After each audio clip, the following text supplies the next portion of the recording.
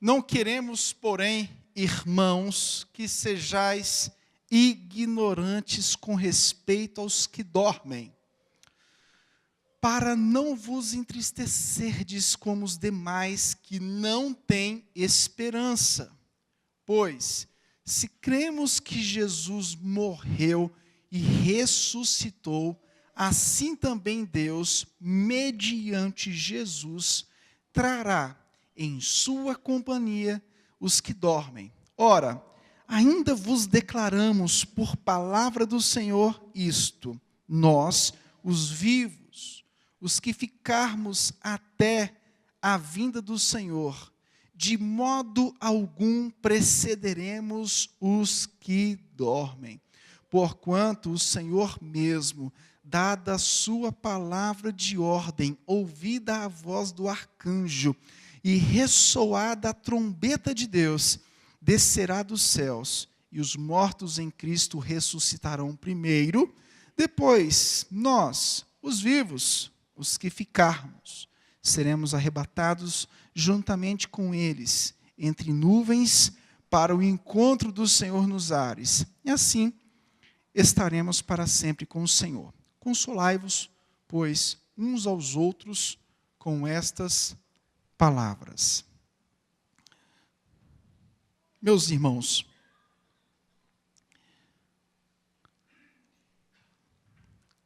provavelmente, esse público ao qual Paulo se dirige era um público que estava sofrendo diante de pessoas que morreram, e dizem alguns autores que essas pessoas morreram em virtude da perseguição que a igreja sofria. Os que ficaram vivos estavam sofrendo por não estarem entendendo o que iria acontecer com aquelas pessoas. Mas Paulo já havia ministrado muito sobre ressurreição e volta de Cristo.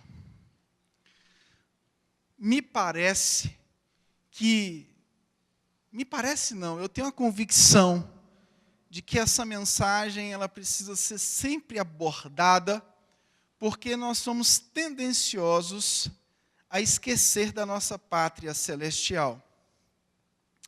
A pátria terrena, essa pátria terrestre, essa pátria a qual nós nos acostumamos e muitas vezes nos apegamos, pode conter e tem a graça de Jesus Cristo, trazendo para nós um certo tipo de deleite em poder servir ao Senhor enquanto vivos. Mas incomparavelmente maior é o deleite que teremos na pátria superior. Eu não seria criança ao dizer que aqui nós não temos deleite, porque nós temos. A graça do Senhor está hoje. O reino já está entre nós. Nós possuímos um certo deleite.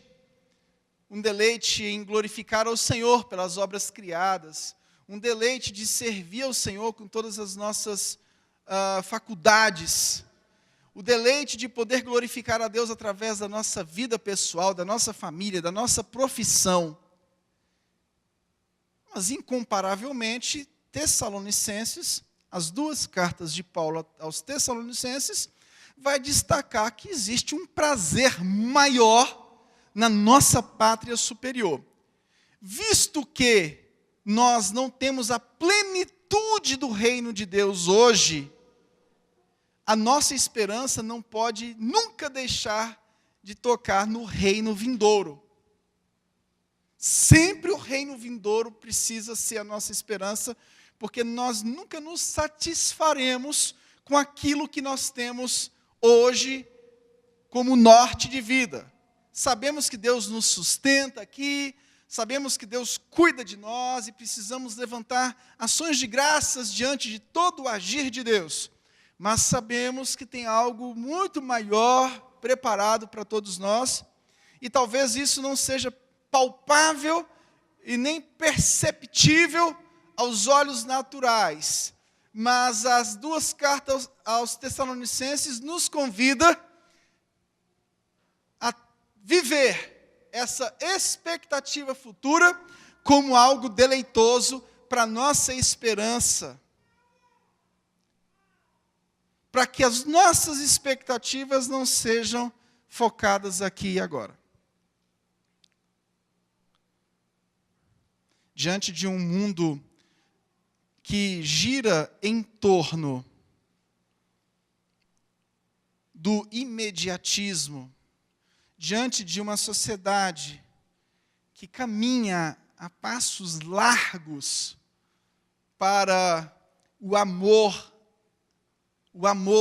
ao próprio corpo, diante de uma pós-modernidade que tem idolatrado as coisas, diante dos desafios que eu e você temos no dia a dia, na vida profissional, diante de tudo que está à nossa disposição, a mensagem do Evangelho nunca vai ser quadrada para nós, mas vai ser a única válvula de escape para que a gente tenha esperança, para que a gente olhe diante das madrugadas tenebrosas que a gente vive em muitos dos nossos dias.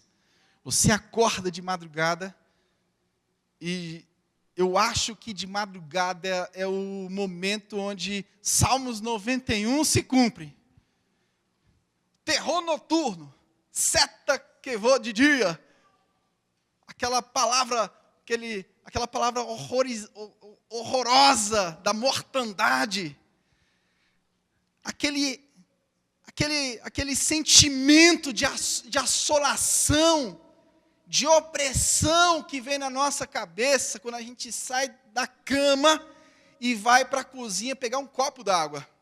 Por isso que eu sempre digo, acorda para ir tomar um copo d'água, aproveita, passa na sala, curva seu joelho e fala com o nosso Senhor Jesus Cristo.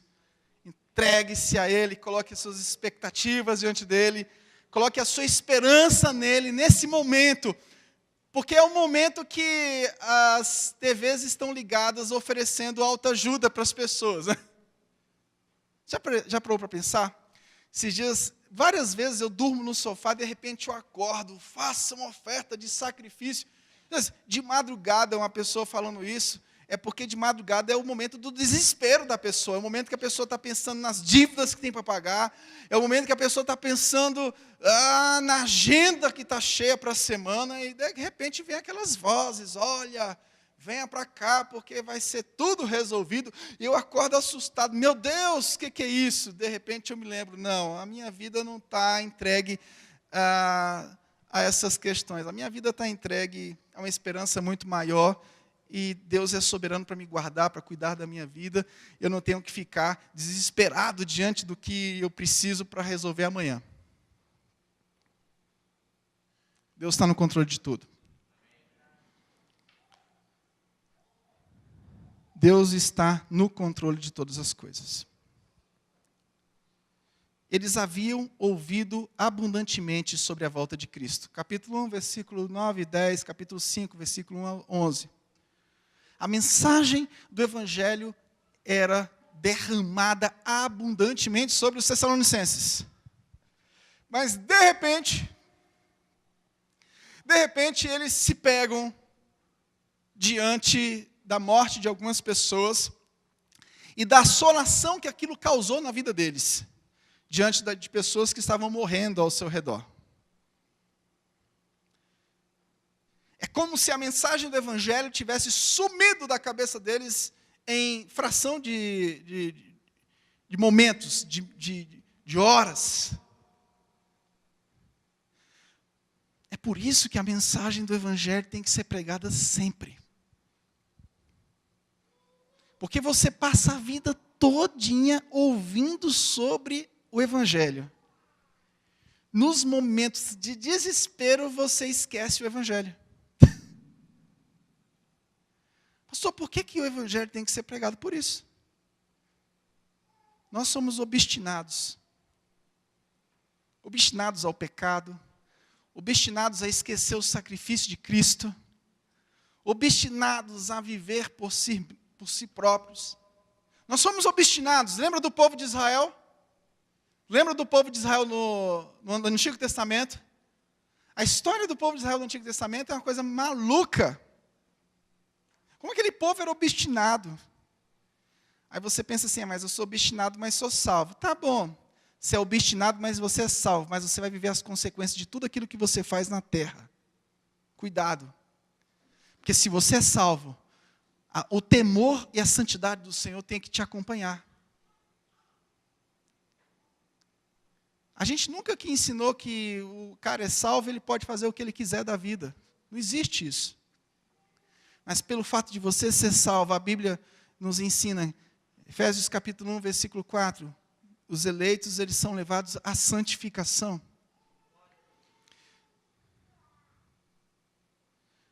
Deixa de ouvir o Evangelho. Ou quanto mais você ouve o Evangelho, mais você precisa ouvir o Evangelho.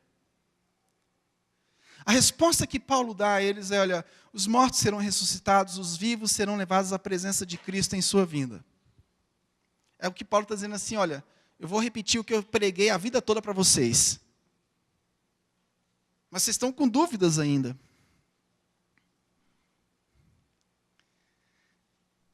A vida toda ouvindo a mesma mensagem e cheio de dúvidas existenciais. Dúvidas existenciais são perigosas, mas elas são originadas numa vida de pecado.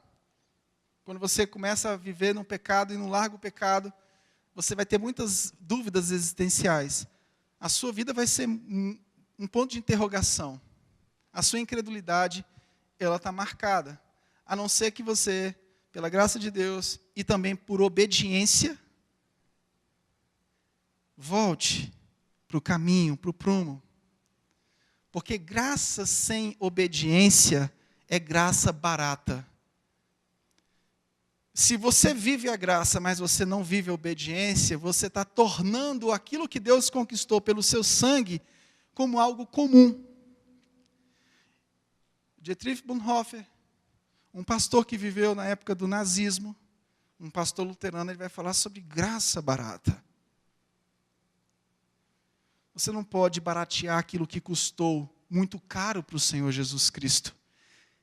E a sua vida, e a minha vida, a nossa vida, quando não anda no trilho da santidade do Senhor, barateia aquilo que custou muito caro para o Senhor Jesus Cristo.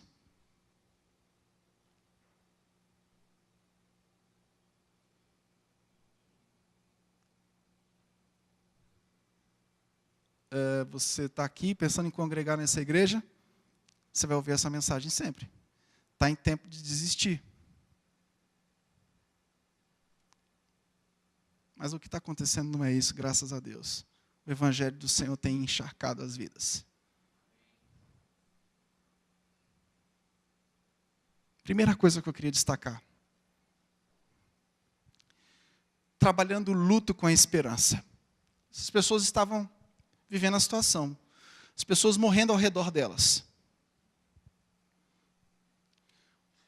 Como é que será? Essas pessoas estão morrendo, como é que será? Quando Jesus voltar, como é que é essa história? Irmãos, quando eu falo de luto, eu falo de algo assustador. O luto não é algo fácil de ser vivido. Mas uma das características do Evangelho que me chama a atenção é que o Evangelho nos ensina a viver o luto e o pós-luto.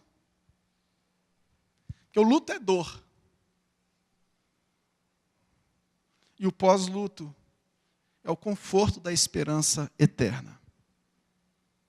Não adianta também você chegar para uma pessoa e querer tirar a dor dela.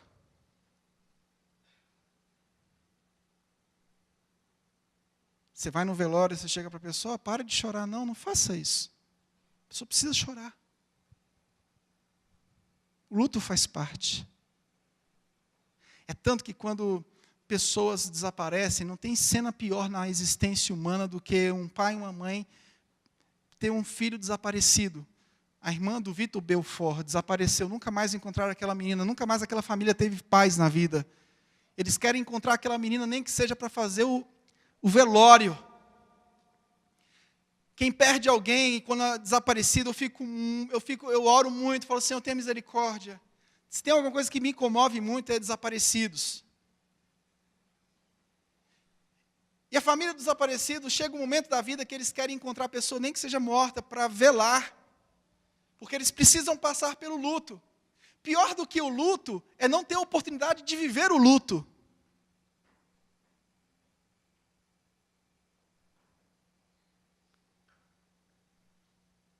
Pior do que o luto é não ter a oportunidade de viver essa fase.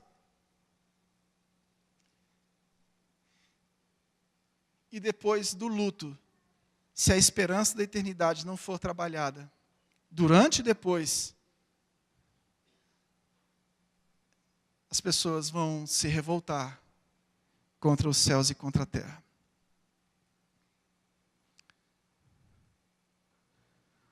Paulo fala, não queremos, porém, irmãos, que sejais ignorantes com respeito aos que dormem, para não vos entristecerdes como os demais que não têm esperança. Os gregos foram alcançados pelo Evangelho, mas os gregos ainda tinham um restinho do paganismo, de não acreditar na vida após a morte. E Paulo está dizendo, olha, vocês não podem ser como aqueles que são ignorantes com respeito àqueles que dormem. Porque senão vocês vão se entristecer como eles e vocês vão ficar sem esperança como eles.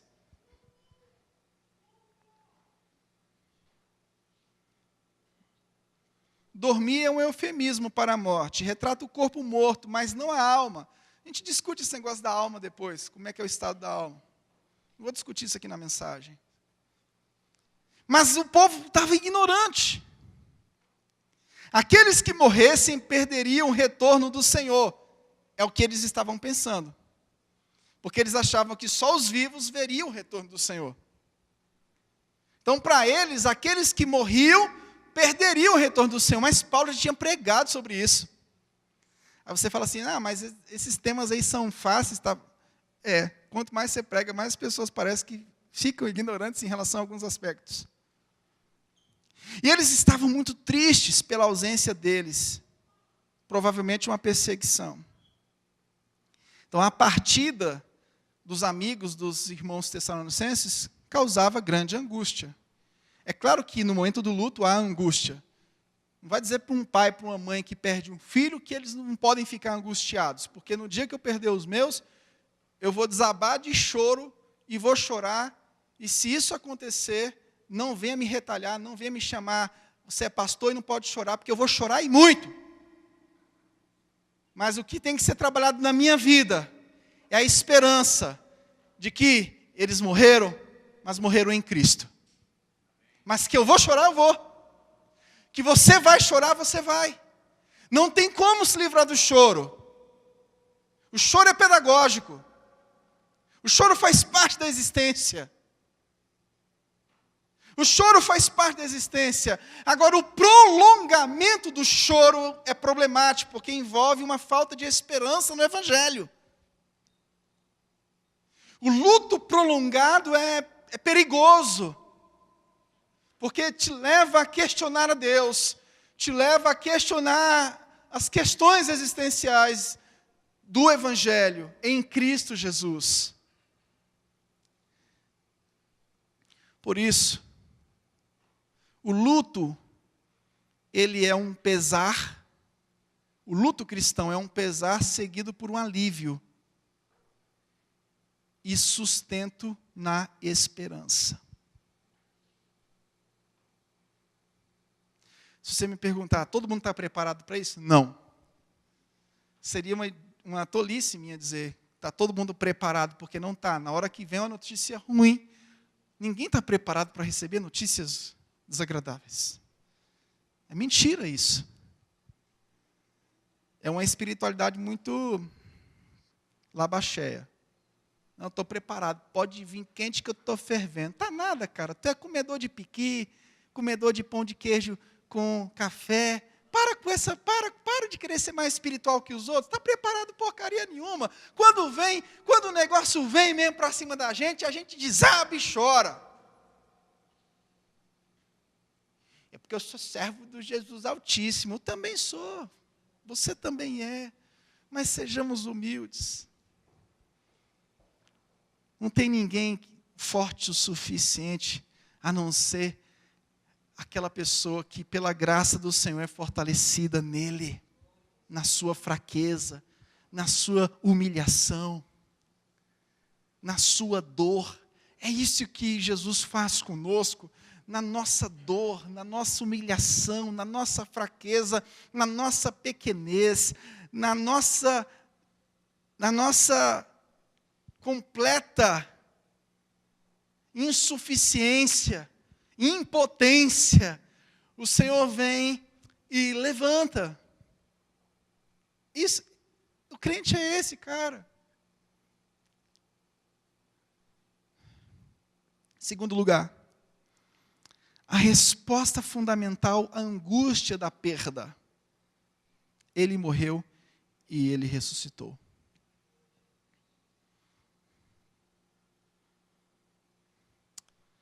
A resposta fundamental à angústia da perda. Ninguém substitui ninguém.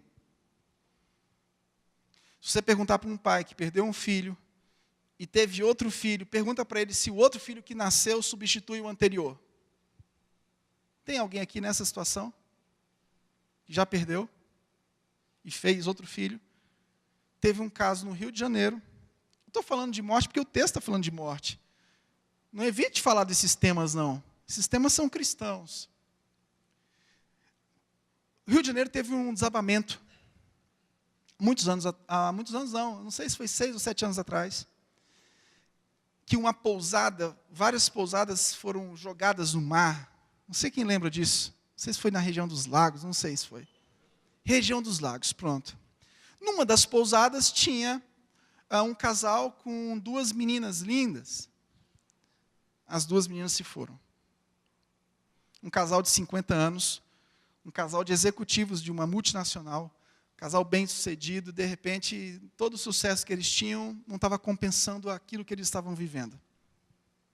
Como é assim com todos nós. Você se realiza em várias coisas, acontece uma coisa, tudo que você se realizou não vale de nada. Você só queria realmente ter aquilo de volta. O casal de 50 anos fez inseminação artificial e nasceu um casal de gêmeos.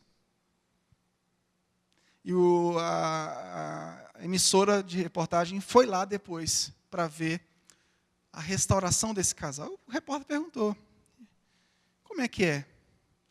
Olha, a gente teve que se reinventar, a gente teve que aprender a reviver, a gente teve que aprender a viver sem as nossas filhas, fizemos uma inseminação, nasceu um casal, e o repórter faz aquela pergunta, mas e como é que é? Ele respondeu, não, você está querendo saber se substitui. Nada substitui as nossas 2 filhas que nós perdemos. Nós estamos vivendo outras águas, mas aquelas águas que se passaram, ninguém pode substituir. O Evangelho tem uma resposta clara. A resposta fundamental à angústia da perda é a esperança da eternidade. Ninguém vai conseguir se superar de outra forma, se não for pela mensagem da ressurreição. Ninguém. Mas a mensagem dos espíritas conforta? Não. Não conforta. Porque o que o espiritismo faz é trabalhar o egoísmo das pessoas em não querer se desvencilhar do outro. Então eu quero receber a mensagem do outro, eu quero supostamente sentir a presença do outro, porque é inadmissível para mim, é inadmissível para a minha vida perder e deixar de conviver com alguém que eu amava tanto. O Evangelho é uma mensagem totalmente diferente de tudo isso, porque ela nos ensina, esse Evangelho nos ensina que nada é nosso, tudo é dele. Tudo é dele. A gente está acostumado com essa mensagem de que isso aqui é meu, aquilo é meu. E se a gente perde, a gente não quer perder. É por isso que muitos artistas vão procurar, aí vão lá para o Triângulo Mineiro procurar, né, os discípulos de Chico Xavier para querer uma resposta, para querer um contato. Eu não acredito nisso porque a Bíblia não chancela isso. Só acredito que a Bíblia diz. E o que a Bíblia diz é que o nosso conforto e a nossa esperança está na mensagem da ressurreição. O Deus que ressuscitou a Jesus trará com ele as pessoas pelas quais ele morreu e que morreram crendo nele. Terceiro lugar, o texto diz: para sempre estarão com o Senhor. Estaremos para sempre com o Senhor, no versículo 17. Depois nós, os vivos, os que ficarmos, seremos arrebatados juntamente com eles entre as nuvens, para o encontro do Senhor nos ares, e assim estaremos para sempre com o Senhor. Os mortos ressuscitarão primeiro, antes dos vivos serem levados para o encontro do Senhor nos ares. É a imagem de um grupo de cidadãos saindo de uma cidade para encontrar um visitante digno, um rei, e acompanhá-lo na entrada da cidade. E o mais importante de tudo isso, das divergências escatológicas que há nesse texto, é sabermos que para sempre estaremos com o Senhor. O mais importante é isso. É que estaremos para sempre com o nosso Senhor e Salvador Jesus Cristo. Eu queria extrair aqui algumas implicações práticas para essa mensagem. A primeira delas, por gentileza, Lília. A primeira implicação prática que eu queria extrair: a ressurreição de Cristo é para os cristãos o fundamento firme da esperança e a certeza de comunhão eterna com Ele.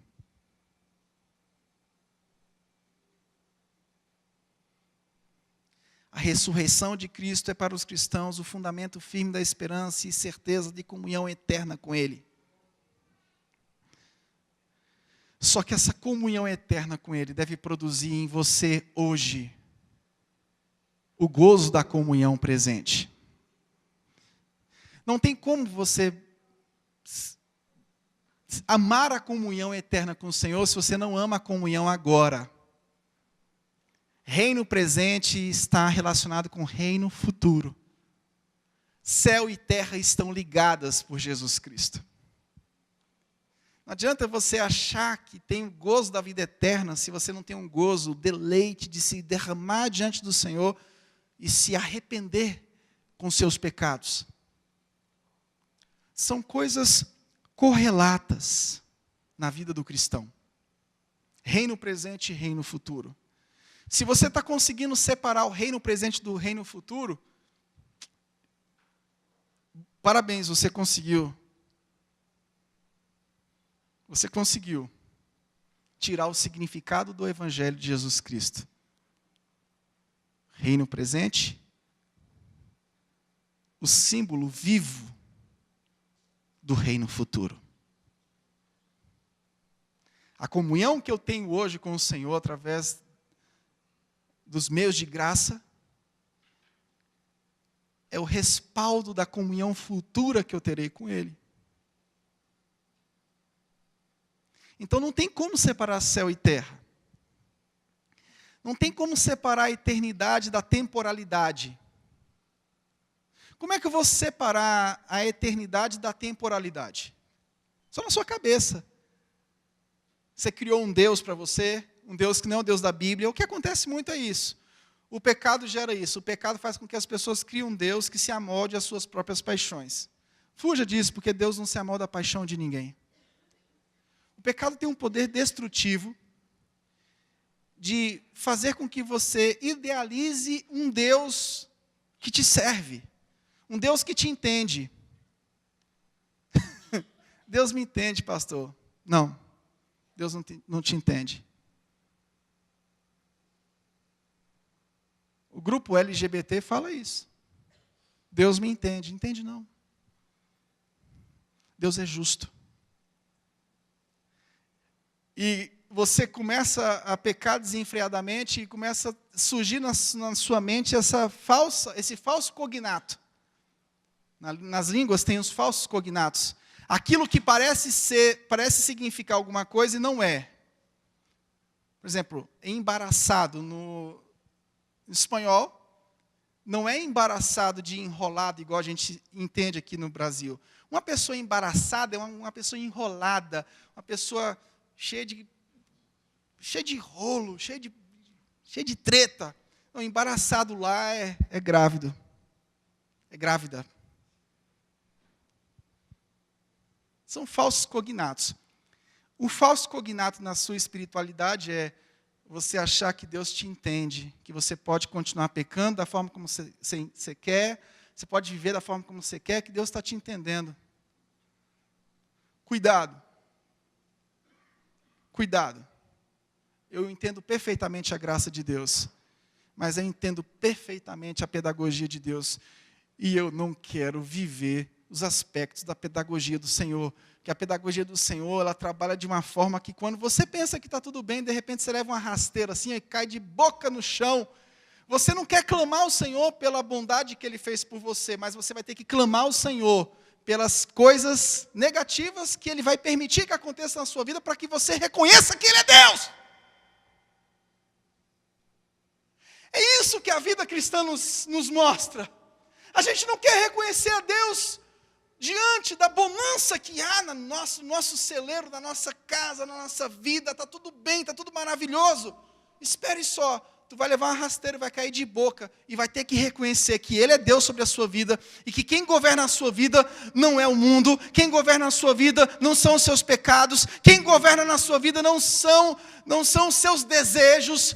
O seu corpo não pode ser a sua regra. Meu corpo, minhas regras. Cuidado. Porque o índice da AIDS está crescendo. Teve um bonitão de 50 anos de idade, cara bonito. E o homem, para falar que outro homem é bonito, meu irmão, é difícil. O cabra é bonito, rapaz. Rio de Janeiro, Rio 40 graus, cidade maravilhosa, mulheres lindas, homens bonitos. Um bonitão lá de 50 anos distribuiu AIDS para 14 mulheres lindas.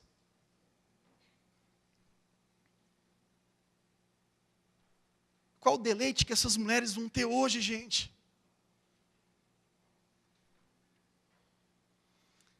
A comunhão eterna tem que trazer a certeza da comunhão hoje. Quando você sentir que você está ficando frio, antes que isso aconteça, antes que seja tarde, como diz a música lá a música é muito interessante, antes que seja tarde, antes que o sol, antes que escureça, antes que tudo vá embora, antes que a tragédia chegue na nossa vida, eu reconheço que Ele é Deus. Eu reconheço que não há outro dado entre os homens pelo qual importa que sejamos salvos. Se eu pudesse abrir a tua cabeça agora, que vontade. É igual o pai com o filho, né? Tem hora que o pai tem vontade de abrir a cabeça da criança. Algumas coisas vão acontecer entre a primeira e a segunda vinda. Mateus 24:14 fala que o mundo será convidado à fé. O convite já está sendo feito. Porque a segunda vinda vai ser como nos dias de Noé. O povo casava e dava-se em casamento. De repente veio aquele dilúvio e carregou. Para quem está dizendo aí que Deus te entende, saiba que Deus no Antigo Testamento matou muita gente. Porque essa linguagem do assassinato parece que é uma linguagem anti-angelical. No Antigo Testamento, muita gente foi morta por Deus. O Deus que você está criando nessa cabecinha maluca sua, não é o Deus da Bíblia, não. É o Deus da tua conveniência. Esse Deus que está entendendo a sua vida pecaminosa, não é o Deus da Bíblia, não. E assim acontecerá na segunda vinda, quando as pessoas estiverem casando e dando-se em casamento, quando as pessoas estiverem nos festejos de sábado, como diz o livro do profeta Oséias. Aquela mulher que foi resgatada, daqui a pouco aquela mulher está nas festas de sábado. E o sábado em Israel era algo era algo profano, e na pós-modernidade continua sendo profano. Parece que sábado coça no ouvido, o capeta coça no ouvido do cara, vai para a farra, meu filho, vai para a farra, e você diz, eu não sou teu filho. Eu não sou teu filho, sou filho de Deus. O meu corpo não são as minhas regras, o meu corpo é templo do Espírito Santo. Quem te disse que teu corpo é as tuas regras? Sua mente fértil. Mente que está cheia, não de Deus, e precisa estar cheia de Deus. O mundo gentílico será convidado à fé, como está sendo convidado? Judeus serão trazidos ao reino, como muitos judeus estão vindo. E com isso nós não estamos marcando a volta de Jesus. Tolice? Falsos profetas e falsos cristos, é o que está mais acontecendo. Os caras pregando dinheiro.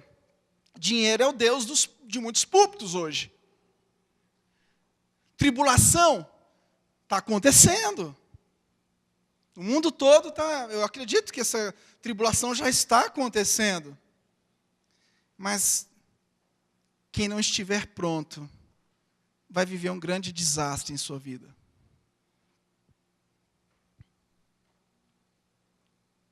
Quem não estiver pronto vai viver um grande desastre.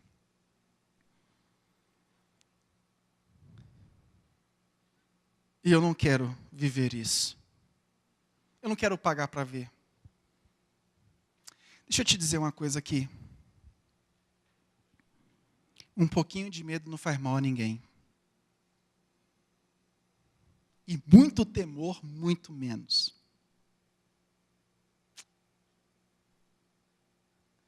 Eu já fui mais corajoso. Depois que a gente tem filho, a gente fica meio mole. Você tem medo de dar fechada em alguém na rua e morrer? Você tem medo de falar uma palavra atravessada com alguém e a pessoa te... Você começa a ficar com medo de muitas coisas. E deixa eu te dizer uma coisa em relação ao pecado. O pecado é nojento. Ele te promete uma coisa que ele não te entrega, a felicidade.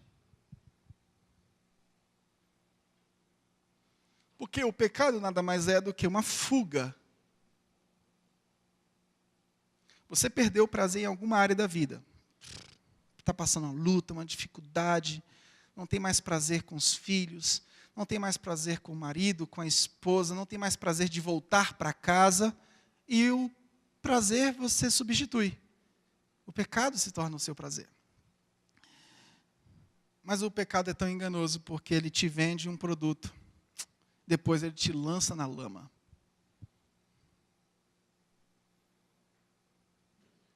Comece a pensar mais na sua família, meu querido irmão. Comece a pensar nos seus filhos, na sua esposa, no seu esposo. Comece a pensar em tudo aquilo que está ao seu redor. E comece a pensar principalmente que a sua fé na volta do Senhor precisa ser confirmada hoje. Você está achando que a sua fé precisa ser confirmada só lá na frente? Não. Os frutos da regeneração se vivem hoje. São hoje que eles são vividos. E nós precisamos, diante da ressurreição dessa promessa maravilhosa, apresentar frutos dignos de arrependimento. A ressurreição deve nos encorajar. Deve nos encorajar ao serviço, à evangelização, A ressurreição deve nos encorajar ao campo, deve nos encorajar a servir a Deus, a servir ao próximo. E nós temos que viver prontos para encontrar com Cristo a qualquer momento, através de uma vida de santificação. Essa carta de Paulo aos Tessalonicenses nada mais é do que a certeza de que a obediência, a vida prática, nada mais é do que a consequência da minha crença na eternidade. Guarde isso acerca das duas cartas aos Tessalonicenses. A obediência é a consequência da minha crença na eternidade. Logo, se a minha vida não está apresentando obediência e santidade hoje, eu não posso dizer que eu tenho convicção, que eu tenho deleite nas coisas que estão preparadas para mim.